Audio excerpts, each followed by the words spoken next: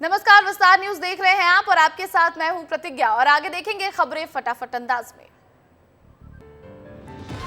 लोकसभा चुनाव के दूसरे चरण में 13 राज्यों की 88 सीटों पर 66.15% हुई वोटिंग। त्रिपुरा में सबसे ज्यादा करीब 77.93% हुआ मतदान। महाराष्ट्र, बिहार और उत्तर प्रदेश में सबसे कम 53% के आसपास हुई वोटिंग। दूसरे चरण में एमपी की 6 सीटों पर 58.35% हुआ मतदान। होशंगाबाद सीट पर सबसे ज्यादा 67.16% वोटिंग। रीवा में सबसे कम 48.67% मतदान। एमपी की दमोह सीट पर 56.01%, होशंगाबाद में 67.16%, खजुराहो में 56.09%, रीवा में 48.67%, सतना में 61.33%, तो टीकमगढ़ में 58.59% रहा मतदान प्रतिशत। दूसरे चरण में छत्तीसगढ़ की 3 सीटों पर 73.19% हुआ मतदान। कांकेर के सिहावा में सबसे ज्यादा 78.97% वोटिंग। महासमुंद में सबसे कम 64.90% वोटिंग। प्रधानमंत्री नरेंद्र मोदी ने बिहार के मुंगेर में विशाल जनसभा को किया संबोधित। कहा, कांग्रेस धर्म के आधार पर आरक्षण लाना चाहती है। कांग्रेस ने कर्नाटक में मुस्लिम समुदाय के लोगों को ओबीसी वर्ग में शामिल कर दिया। प्रधानमंत्री नरेंद्र मोदी ने इंडिया गठबंधन पर साधा निशाना। कहा, जेडीयू और बीजेपी के नेतृत्व में एनडीए सरकार ने लालटेन के अंधकार युग से बिहार को बाहर निकाला। बिहार के सीएम नीतीश कुमार ने मुंगेर से भरी चुनावी हुंकार। कहा, मुंगेर जिले में बहुत काम हुआ है। जाति के आधार पर एक वोट नहीं देना चाहिए, काम के आधार पर वोट देना चाहिए। बिहार में कुछ लोग अपने परिवार के लिए सब कुछ करते हैं।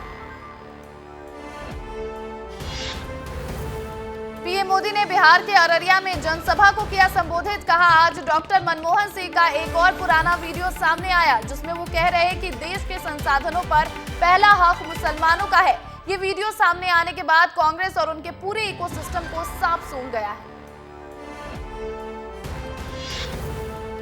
प्रधानमंत्री मोदी ने अररिया से भरी चुनावी हुंकार। कहा, अब हर परिवार के 70 वर्ष से ज्यादा की उम्र वाले बुजुर्ग माता पिता के इलाज का खर्चा अब उनके संतानों को नहीं करना पड़ेगा। ये खर्चा उनका बेटा करेगा। प्रधानमंत्री नरेंद्र मोदी ने पश्चिम बंगाल के मालदा में किया रोड शो। प्रधानमंत्री की एक झलक पाने के लिए लोगों में दिखा भारी उत्साह। प्रधानमंत्री मोदी ने पश्चिम बंगाल के मालदा में जनसभा को किया संबोधित। कहा, आप इतना प्यार दे रहे हैं, ऐसा लग रहा है या तो मैं पिछले जन्म में बंगाल में पैदा हुआ था या अगले जन्म में बंगाल की किसी मां की गोद से पैदा होने वाला। प्रधानमंत्री नरेंद्र मोदी के बिहार दौरे पर आरजेडी नेता मीसा भारती ने किया पलटवार। कहा, पीएम मोदी जवाब क्यों नहीं दे रहे हैं कि 10 साल बीत गए, बिहार में कब फैक्ट्री लगेगी, चीनी मिलों की चाय पीएम कब पिएंगे। केंद्रीय गृह मंत्री अमित शाह का बेमेतरा दौरा, जनसभा को किया संबोधित। कहा, पीएम ने नक्सलवाद का खात्मा किया। केंद्रीय गृह मंत्री अमित शाह का गुना दौरा, बीजेपी उम्मीदवार ज्योतिरादित्य सिंधिया ने केंद्रीय गृह मंत्री अमित शाह का किया स्वागत। मध्य प्रदेश के सीएम मोहन यादव भी रहे मौजूद। गृह मंत्री अमित शाह ने गुना में जनसभा को किया संबोधित। कहा, सिंधिया परिवार ने इस क्षेत्र का जतन अपने बच्चों से ज्यादा लालन पालन करके किया। साउथ को साधने में जुटे बीजेपी के बड़े दिग्गज, बीजेपी के राष्ट्रीय अध्यक्ष जेपी नड्डा ने कर्नाटक के शोरापुर में किया रोड शो। यूपी के सीएम योगी आदित्यनाथ ने संभल में जनसभा को किया संबोधित। कहा, जो लोग भारत माता की जय करने में संकोच करते हो उनको अपना वोट कतई नहीं जाना चाहिए। यूपी के सीएम योगी आदित्यनाथ ने मुरादाबाद में की जनसभा। कहा, मैंने सुना है कि भाई और बहन दोनों अयोध्या दर्शन के लिए जाना चाहते हैं। जब इनकी सरकार थी तब कहते थे कि राम तो हुए ही नहीं, और जब देश की जनता के संघर्ष के फलस्वरूप मंदिर में भगवान विराजमान हो गए हैं तब कहते हैं कि अयोध्या जाना है। योगी आदित्यनाथ ने कांग्रेस के घोषणा पत्र पर साधा निशाना, कहा कांग्रेस के घोषणा पत्र में लोकतंत्र के लिए खतरनाक संकेत नजर आते हैं।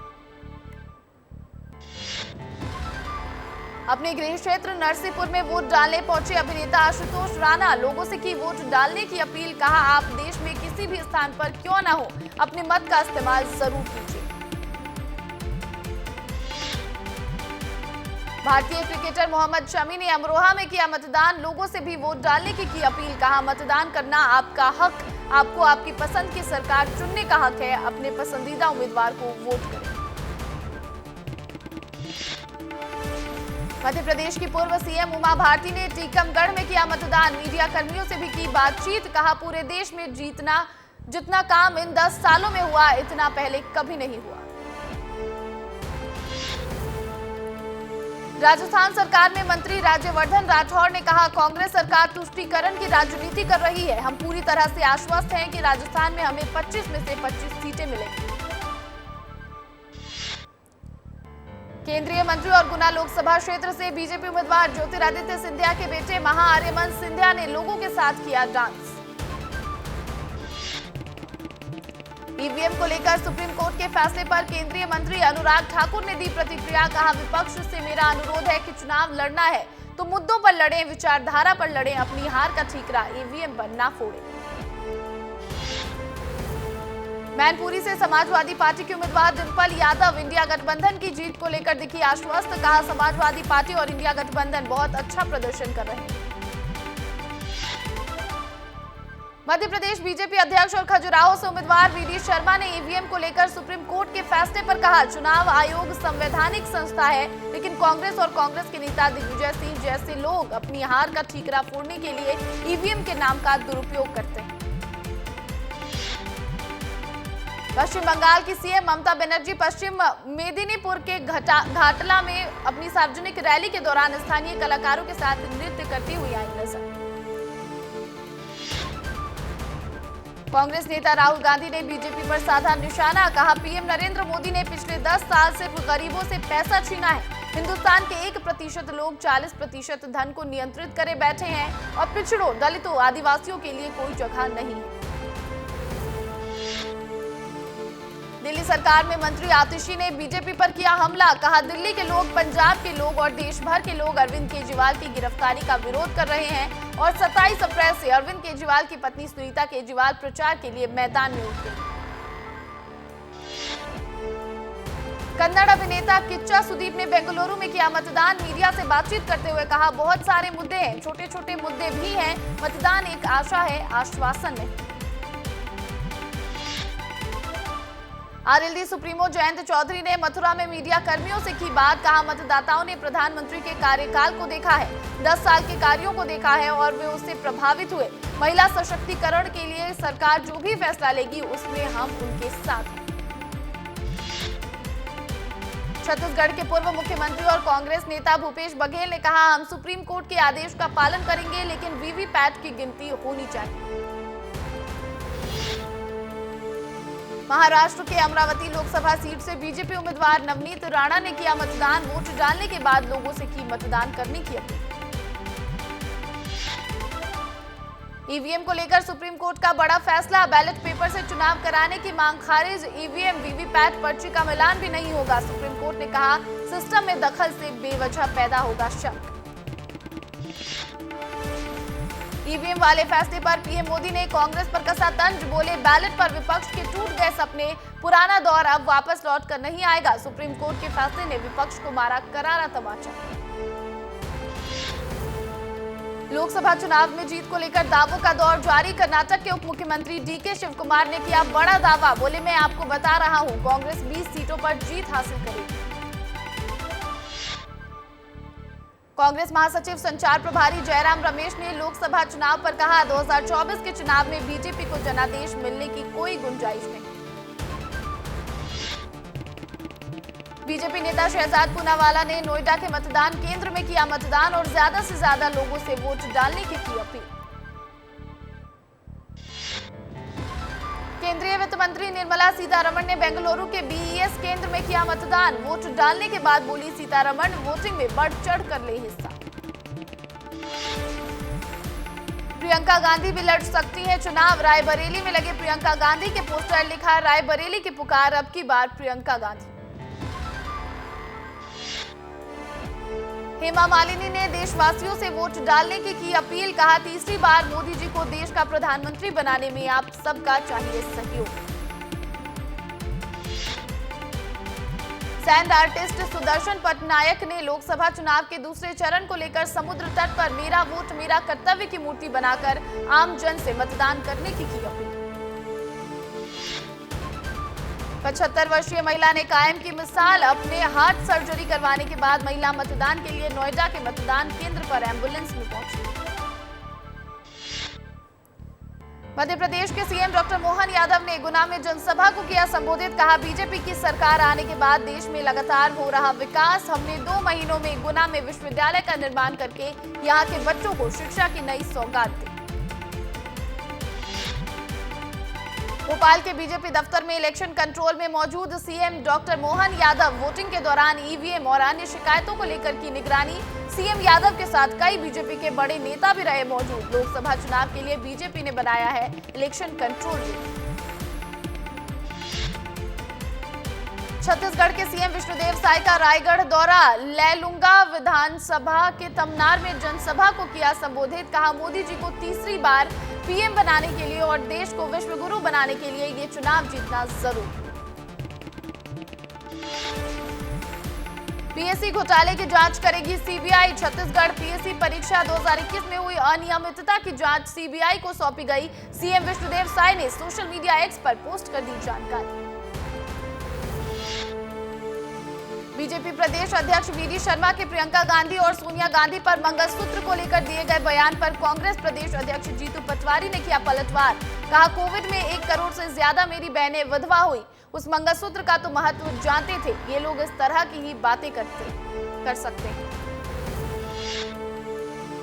कैबिनेट मंत्री प्रहलाद पटेल ने अपने बूथ पर सबसे पहले डाला वोट, साथ ही सभी लोगों से कहा कि लोकतंत्र के महापर्व को मजबूत बनाएं और मतदान जरूर करें।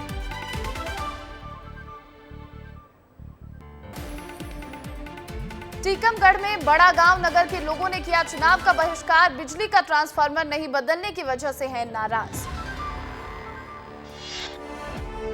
नर्मदापुरम में बीजेपी प्रत्याशी दर्शन सिंह चौधरी ने किया अपने मतदान का प्रयोग, होशंगाबाद लोकसभा सीट से हैं उम्मीदवार।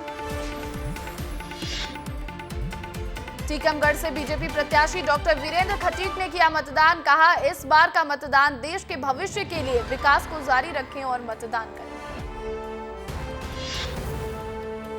नरसिंहपुर के मतदान केंद्र में मतदाताओं में दिखा उत्साह, एपिक कार्ड दिखाते नजर आए मतदाता।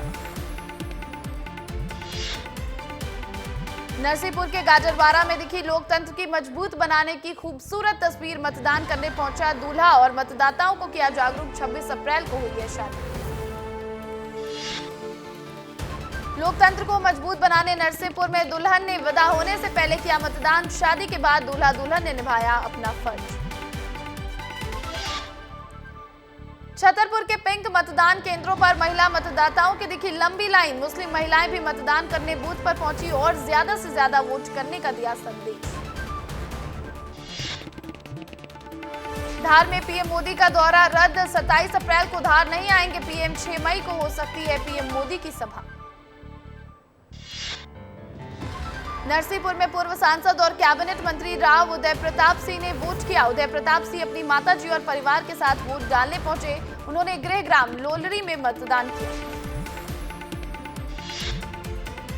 मध्य प्रदेश की सबसे हॉट सीट खजुराहो में मतदान को लेकर खासा उत्साह, पोलिंग बूथ के बाहर लगी लंबी लंबी कतारें। चिकुरिया मोहल्ले शादी के तुरंत बाद दूल्हा दुल्हन ने किया मतदान। खजुराहो लोकसभा के कटनी में युवा मतदाताओं ने बढ़ चढ़कर हिस्सा लिया। युवा मतदाता क्षेत्र के मुद्दों को लेकर और विकास को लेकर किया मतदान। युवाओं के मुताबिक रोजगार का मुद्दा सबसे अहम।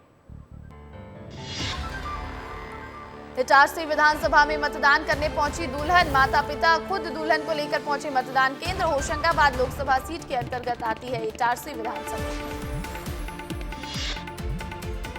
भिंड जिले के लाहार में बीएसपी नेता रसाल सिंह ने दिया त्यागपत्र, टिकट न मिलने के चलते पार्टी से चल रहे थे नाराज। रोहन विधानसभा से 4 बार रह चुके हैं विधायक।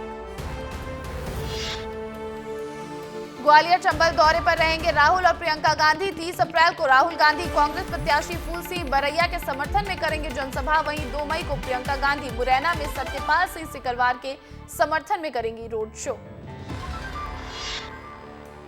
बेमेतरा बीजेपी कार्यालय में प्रदेश प्रवक्ता संजय श्रीवास्तव ने की प्रेस कॉन्फ्रेंस। कांग्रेस के घोषणा पत्र को लेकर जमकर बोला हमला। कहा घोषणा पत्र के जरिए लोगों की संपत्ति छीनना चाहती है कांग्रेस।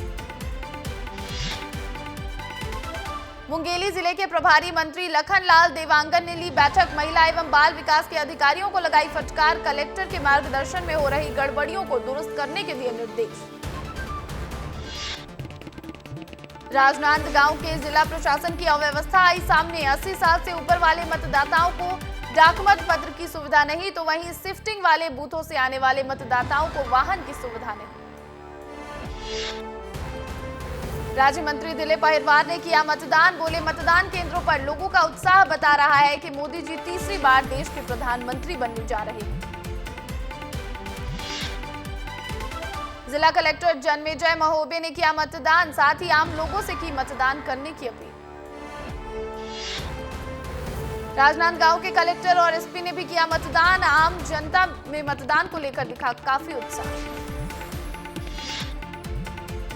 महासमुंद सांसद चुन्नीलाल साहू ने की मतदाताओं से अपील। कहा लोकतंत्र के पर्व में बढ़ चढ़ कर ले हिस्सा। आपका वोट भारत को विकसित भारत बनाएगा।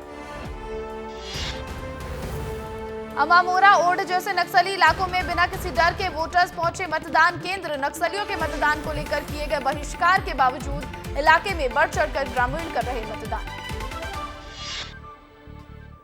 बालोद जिले में मतदान केंद्र पर सुबह से लगी भीड़। महिला, बुजुर्ग और युवाओं में दिखा उत्साह। बेरोजगारी, रोजगार सहित तमाम मुद्दों को लेकर मतदान केंद्र में लोगों ने डाले वोट। राजनांदगांव से बीजेपी प्रत्याशी संतोष पांडे ने अपने परिवार के साथ किया मतदान। लोगों से भी की वोट डालने की अपील। मतदान करने से पहले मंदिर में की पूजा अर्चना। लोकसभा चुनाव के दौरान दिखा गजब का उत्साह। मतदान के दौरान अलबेलापारा की महिला बारात से पहले पहुंची मतदान केंद्र। हल्दी की रस्म के बाद डाला वोट। कांकेर में नक्सल दहशत से शिफ्ट किए गए पोलिंग बूथ। मतदान के दिन नक्सल प्रभावित क्षेत्रों में पसरा सन्नाटा। 1500 वोटर्स में 15 लोगों ने भी नहीं किया मतदान। कांकेर में निर्वाचन अधिकारी ने मनाया लोकतंत्र का पर्व। अपने परिवार के साथ पहुंचे मतदान केंद्र। लंबी कतार में खड़े होकर किया अपने मताधिकार का प्रयोग। सेल्फी पॉइंट पर खिंचवाई अपनी फोटो। कांकेर में कांग्रेस प्रत्याशी बीरेश ठाकुर पहुंचे मतदान केंद्र। परिवार के सभी सदस्यों के साथ गिरिग्राम कोरर के मतदान केंद्र में परिवार के साथ किया मतदान। बीजेपी प्रत्याशी भोजराज परिवार के साथ पहुंचे मतदान केंद्र। अंतागढ़ के ग्राम हिमोटा में किया मतदान।